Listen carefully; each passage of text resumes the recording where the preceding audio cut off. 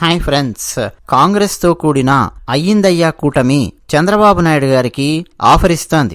దిమ్మదిరిగే offer ఇస్తోంది. ఆ offer ఏంటో తెలుసుకునే ప్రయత్నం మనం చేద్దాం. చంద్రబాబు నాయుడు గారిని ఎప్పుడు కుదిరితే అప్పుడు తమ కూటమిలోకి లాక్కోవాలి అని అయ్యిందయ్యా కూటమి మొదటించే ప్రయత్నం చేస్తోంది. అలాగే నితీష్ కుమార్ ను కూడా ఎలాగో ఓలాగా 6 నెలల తర్వాత, సంవత్సరం తర్వాత నితీష్ కుమార్ ని కూడా లాక్కోవచ్చు. ఎందుకంటే జంప్ జిలాని మనస్తత్వం ఉంటుంది నితీష్ కుమార్ కాబట్టి ఆయనను లాక్కోవచ్చు. చంద్రబాబు నాయుడు గారు తెలుగుదేశం పార్టీకి చెందినటువంటి వ్యక్తి. గతంలో భారతీయ జనతా పార్టీకి టీడీపీకి మధ్య ఒక పెద్ద అగాధం లాంటిది ఏర్పడింది. పైగా చంద్రబాబు నాయుడు గారు వాజ్పేయి గారున్న సమయంలో పోషించిన పాత్ర ఏమిటి, ఇవన్నీ బాగా అవగాహనలో ఉన్నటువంటి కాంగ్రెస్ పార్టీ పావులు కదుపుతోంది. ఎలాగైనా టీడీపీని ఫస్ట్ తనకు దగ్గర చేసుకోవాలి అన్నటువంటి ప్రయత్నాలు ప్రారంభించింది. ఏంటా ప్రయత్నాలు, ఏంటా ఆఫర్? ఏం లేదండి, లోక్సభ స్పీకర్ పదవిని ఎరవేసే ప్రయత్నం చేస్తోంది తెలుగుదేశం పార్టీకి. లోక్సభ స్పీకర్ పదవి తమకు కావాలంటే తమకు కావాలి అని సాధారణంగా అలయన్స్ లో ఉన్నటువంటి వాళ్ళు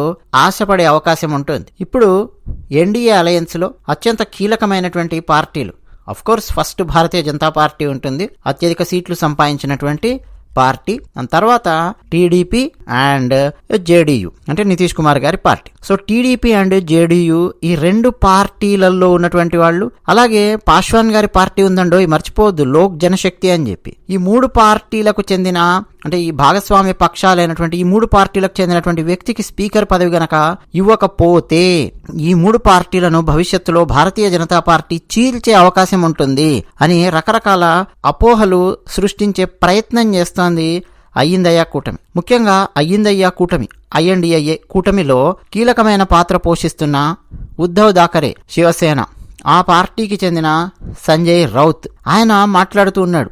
ఏమనంటే 2014, 2019 ఎన్నికల్లో భారతీయ జనతా పార్టీ కేంద్రంలో సుస్థిరమైన ప్రభుత్వాన్ని ఏర్పాటు చేసింది. అయితే ప్రస్తుతం భారతీయ జనతా పార్టీకి ఆ పరిస్థితి లేదు. టీడీపీ, జనతాదళ్ యు, లోక్ జనశక్తి, పాశ్వాన్ ఇలాంటి పార్టీలతో కలిసి ఉంది. సో ఖచ్చితంగా లోక్సభ స్పీకర్ పదవి ఇప్పుడు చాలా కీలకమవుతుంది. స్పీకర్ పదవిని భాగస్వామ్య పక్షాలైనటువంటి ఈ పార్టీలకు ఇవ్వకపోతే ఆ పార్టీలను బీజేపీ చీల్చే అవకాశం ఉంటుంది అని చెప్పి ఆయన అభిప్రాయాలు వ్యక్తం చేయడం మొదలెట్టారు. దాంతోపాటు లోక్సభ స్పీకర్ పదవి తమకు ఇవ్వాలి అని బీజేపీ పెద్దలను టీడీపీ అధినేత నారా చంద్రబాబు నాయుడు గారు ఇంతకుముందే కోరినట్టుగా మాకు తెలిసింది. అయితే చంద్రబాబు డిమాండ్కు భారతీయ జనతా పార్టీ పెద్దలు మద్దతు ఇవ్వకుంటే మేము అయ్యిందయ్యా కూటమి టీడీపీకి మద్దతు ఇవ్వడానికి సిద్ధంగా ఉన్నాము అని సంజయ్ రౌత్ నిన్న మీడియా సమావేశంలో స్పష్టం చేశారు. అంటే ఒక్కొక్క స్టెప్ ముందుకేస్తోందండి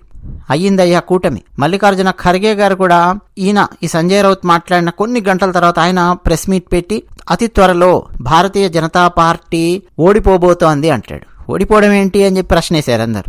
ఏం లేదు, భారతీయ జనతా పార్టీలో ఉన్నటువంటి టీడీపీ, జేడీయూ ఇవన్నీ కూడా బయటకు వచ్చేస్తాయి. సో బీజేపీ గద్దె దిగబోతోంది, ఎన్డీఏ ప్రభుత్వం కూలబోతోంది చూసుకోండి అని మల్లికార్జున ఖర్గే మాట్లాడడం ఇవన్నీ జరిగాయి. ఇంకోవైపు అండి, ఎన్నికల ఫలితాలు వెలువడిన తర్వాత కేబినెట్ లో కొన్ని కీలకమైన శాఖలతో పాటు లోక్సభ స్పీకర్ పదవిని తమకు కేటాయించాలని బీజేపీ పెద్దలను ఎన్డీఏ భాగస్వామ్య పక్ష అధినేతలు కోరినట్టుగా వార్తలొచ్చాయి.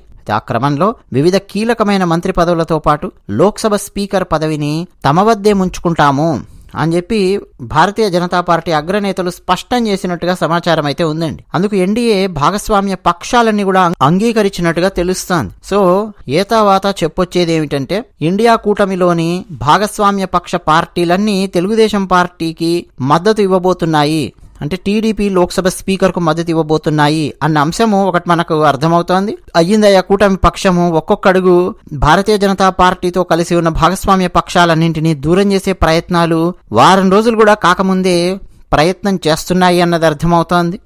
అందుకనే అండి వారం రోజుల క్రితం మనం ఒక విశ్లేషణ పెట్టుకున్నాం. చంద్రబాబు నాయుడు గారు భారతీయ జనతా పార్టీని కాదు అనుకొని వెళ్లిపోయినా, నితీష్ భారతీయ జనతా పార్టీ మాకు అవసరం లేదు అని చెప్పి ఎన్డీఏలో నుంచి బయటికి వెళ్లిపోయినా ఏ సమస్య లేదు అని చెప్పి 5 రోజుల క్రితం మనం ఒక వీడియో పెట్టుకున్నాం. వాజ్పేయి గారి టైంలో పప్పులు ఉడికించినట్టు ఉడికించే ప్రయత్నం చేస్తాము అని భాగస్వామ్య పక్షాలు భారతీయ జనతా పార్టీని బెదిరించినా, బ్లాక్మెయిల్ చేసినా భారతీయ జనతా పార్టీ ప్రస్తుతం ఊరుకునే ప్రసక్తి లేనే లేదు. అవసరమైతే నరేంద్ర మోదీ గారు సరే అయితే మేము ప్రతిపక్షంలో కూర్చుంటాము, మీ ఇష్టం ఏమన్నా చేసుకోండి అని చెప్పి అనేస్తారు. సమస్య చంద్రబాబు నాయుడు గారితో ఏం లేదండి. చంద్రబాబు నాయుడు గారికి లోతుగా ఆలోచించగలిగే సామర్థ్యము ఉంది, బెస్ట్ అడ్మినిస్ట్రేటర్, ఆంధ్రప్రదేశ్కి ఏం కావాలో తీసుకురాగలరు, ఇవన్నీ ఉన్నాయి. కానీ సమస్య ఎక్కడుంటుందంటే టీడీపీలో కాదు, చంద్రబాబు నాయుడు గారి దగ్గర కాదు. ఆంధ్రజ్యోతి దినపత్రిక, ఇటువంటి కొన్ని దినపత్రికలు ఉన్నాయి. ఆ దినపత్రికలలో కూడా మీకు వేమూరు రాధాకృష్ణ గారితో పెద్ద ప్రాబ్లం కాదు. అసలు సమస్య ఆంధ్రజ్యోతి లాంటి దినపత్రికలలో, రకరకాల న్యూస్ ఛానల్స్ లో, దినపత్రికలలో దూరినటువంటి ఎర్రచొక్కా మేధావులు. ఇప్పుడు ఫర్ ఎగ్జాంపుల్ ఈనాడు దినపత్రిక ఉందనుకోండి. ఈనాడు దినపత్రిక గత 6 నెలల నుంచి వైఎస్ఆర్సీపీ పార్టీ మీద ఏ రేంజ్లో డోస్ పెంచిందో మనం చాలా ఈజీగా గమనించవచ్చు. చాలా సందర్భాల్లో మనం మాట్లాడుకున్నాం. కానీ ఇప్పుడు రామోజీరావు గారి ఇంటెన్షన్, సరే వారు లేకపోయినప్పటికీ వారి ఇంటెన్షన్ ఏముంది? చంద్రబాబు నాయుడు గారు ముఖ్యమంత్రి అవ్వాలి. ఆ ఇంటెన్షన్ ఉంది. అది మెయిన్ ఇంటెన్షన్. వైఎస్ఆర్సీపీ గద్దె దిగాలి. ఆబ్వియస్ గా చంద్రబాబు నాయుడు గారు ముఖ్యమంత్రి అవ్వాలి అని అంటే వీళ్ళు కూడా గద్దె దిగాలి. ఇది అసలైనటువంటి ఆట పత్రికల నుంచి. కానీ దీంతో పాటు మనందరికీ తెలియాల్సినటువంటి విషయం ఏంటంటే దాదాపు అన్ని పత్రికలలో, ఇంక్లూడింగ్ సాక్షి పత్రిక అండి, అన్ని పత్రికలలో కమ్యూనిస్టు వాళ్ళు, వామపక్ష భావజాలం ఉన్నటువంటి వాళ్ళు విపరీతంగా విస్తృతంగా ఉన్నారు. అది అసలు సమస్య. ఎడిటోరియల్ బోర్డులో ఉండేవాళ్ళు, సబ్ ఎడిటర్స్ గానీ, ఎడిటర్స్ గానీ, వీళ్ళందరూ అండి మీరు బాగా గమనిస్తే 50 సంవత్సరాలు 60 సంవత్సరాలు దాటినటువంటి వాళ్ళే చాలా మంది ఉన్నారు. 1970s, 80s, 90s లో ఎర్రచొక్కా భావజాలంతో బాగా ప్రభావితమైనటువంటి వాళ్ళు ఉన్నారు. వాళ్ళు నిరంతరం ఏం చేస్తుంటారంటే ఎర్రచొక్కా పార్టీలు, కమ్యూనిస్టు పార్టీలతో అంటగాగుతున్న కాంగ్రెస్ పార్టీని, రాహుల్ గాంధీని బాగా హైలైట్ చేసే ప్రయత్నం చేస్తారు. రాహుల్ గాంధీ ఏ చిన్న పని చేసినా విస్తృతంగా హైలైట్ చేసే ప్రయత్నం చేస్తారు. అందుకని కూడా మనకు ఈ మధ్య చూసారా, రాహుల్ గాంధీ చాలా గొప్ప నాయకుడిగా, పెద్ద నాయకుడిగా కనిపిస్తూ ఉన్నాడు. సరే, ఓ పక్క రాహుల్ గాంధీకి సంబంధించినటువంటి రకరకాల పెయిడ్ మీడియాస్ అవన్నీ కూడా చాలా ఉన్నాయి, చాలా వర్క్ చేశారు. బట్ దాంతో పాటు పత్రికలు, తెలుగు పత్రికలు కూడా. ఇక్కడ అసలు సమస్య ఏంటంటే రాహుల్ గాంధీని హైలైట్ చేయాలి అన్నటువంటి డైరెక్షన్ లో పత్రికలలో, తెలుగు పత్రికలలో ఉండే కమ్యూనిస్ట్ వాళ్ళు ఆలోచిస్తూ ఉండడం వల్ల నరేంద్ర మోదీ గారికి వ్యతిరేకంగా వ్యాసాలు, నరేంద్ర మోదీ గారికి వ్యతిరేకంగా నిరంతరం మసాలా నూరే కార్యక్రమాలు ఇవన్నీ చేస్తుంటారు. బట్ అందులో భాగంగా ఏం చేశారు? 2017, 18, 19 ఆ టైంలో చంద్రబాబు నాయుడు గారికి, నరేంద్ర మోదీ గారికి మధ్య ఒక అగాధాన్ని పెంచారు. చంద్రబాబు నాయుడు గారికి చాలా తప్పుడు సలహాలు ఇచ్చారు అన్నది మనకు స్పష్టంగా అర్థమవుతోంది. ఈ పత్రికలు, ఈ ఛానల్స్ ఫుల్ ఎగేసి తోసాయి చంద్రబాబు నాయుడు గారిని. ఇప్పుడు కూడా మనం గమనిస్తే నరేంద్ర మోదీ గారు ప్రధానమంత్రి అయినప్పటికీ గత వారం రోజుల నుంచి తెలుగు పత్రికలు కనుక మీరు గమనిస్తే ఎక్కువగా రాహుల్ గాంధీని హైలైట్ చేసే ప్రయత్నం, కాంగ్రెస్ పార్టీని హైలైట్ చేసే ప్రయత్నం, నరేంద్ర మోదీ గారి మీద విషం చిమ్మే ప్రయత్నం ఎక్కువగా చేస్తున్నాయి. సో ఏ కాస్త అటు ఇటు అయినా కానీ మెల్లిగా చంద్రబాబు నాయుడు గారికి అయ్యిందయ్యా కూటమికి దోస్తీ చేసేసి ఆయనను భారతీయ జనతా పార్టీ నుంచి దూరంగా పెట్టించే ప్రయత్నాలు తెలుగు మీడియా ఛానల్స్ లో, తెలుగు న్యూస్ పేపర్స్ లో ఉన్నటువంటి కమ్యూనిస్టు మేధావులు వీళ్ళందరూ నిరంతరం విస్తృతమైన ప్రయత్నాలు చేస్తారు. వాళ్ళ ఇంటెన్షన్ కమ్యూనిస్టు పార్టీలతో కూడుకొని ఉన్నటువంటి కాంగ్రెస్ పార్టీని కేంద్రంలో గద్దెనెక్కించడం, జాతీయవాద భావాలతో ఉన్న భారతీయ జనతా పార్టీని గద్దె దింపించడం, ఇవన్నీ నిరంతరం పనిచేస్తుంటారండి వాళ్ళు. ఇవన్నీ చెగువేరా చెప్పినటువంటి ప్రిన్సిపల్స్ చాలా ఉన్నాయండి, ఇవన్నీ అప్లై చేస్తుంటారు.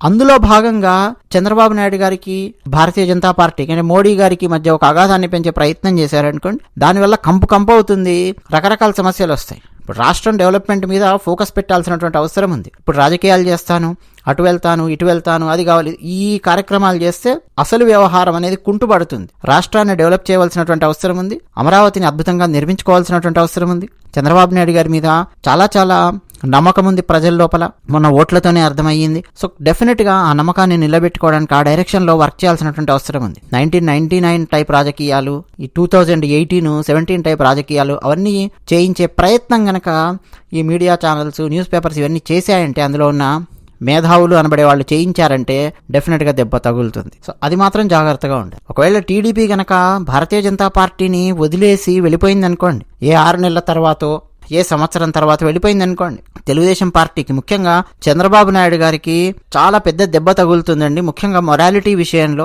ఇంటిగ్రిటీ లేదు చంద్రబాబు నాయుడు గారికి అని మాట్లాడుకునే పరిస్థితి వస్తుంది. ఎందుకంటే ఎలక్షన్స్ ముందు తెలుగుదేశం పార్టీ, భారతీయ జనతా పార్టీ, జనసేన కలిసి పోటీ చేసే ఆంధ్రప్రదేశ్ లో అటువంటి స్నేహంతో ఉన్నాయి. మరి వేరే పార్టీలు, వేరే విపక్షాలు ఎర చూపిస్తున్నాయి అని ఇప్పుడు జంపు జిల్లాని చేస్తాము, లేకపోతే ఏ 6 నెలల తర్వాత, సంవత్సరం తర్వాత బ్లాక్ మెయిలింగ్ రాజకీయాలకు పాల్పడతాము, కేంద్రాన్ని బ్లాక్ మెయిల్ చేస్తాము అన్నటువంటి డైరెక్షన్ లోకి వెళ్తే డెఫినెట్ గా అండి నరేంద్ర మోదీ గారు కానీ, అమిత్ షా గారు కానీ ఊరుకునే ప్రసక్తి లేదు. సరే, వాళ్ళు ఊరుకుంటారా లేదా, వాళ్ళు ఏం చేస్తారనేది కాసేపు పక్కన పెట్టండి. చంద్రబాబు నాయుడు గారి గురించి తప్పుగా మాట్లాడే అవకాశం ఉంటుంది. చంద్రబాబు నాయుడు గారు అనగానే యూటర్న్ అని ఏవేవైతే వైఎస్ఆర్సీపీ పార్టీ పక్షాలు విమర్శలు చేశాయో ఎన్నికలకు ముందు, ఎన్నికల ప్రచారాలలో భాగంగా అవన్నీ నిజం చేసిన వాళ్ళు అవుతారు. సో చంద్రబాబు నాయుడు గారు ఈసారి అలాంటి స్టెప్ తీసుకుంటారు అని అయితే నేను అనుకోను. ఏం జరిగినా సరే భారతీయ జనతా పార్టీతోనే రాబోయే 5 సంవత్సరాలు చంద్రబాబు నాయుడు గారి తెలుగుదేశం పార్టీ ముందుకు వెళుతుంది అని, తద్వారా ఆంధ్రప్రదేశ్ రాష్ట్రము అలాగే భారతదేశము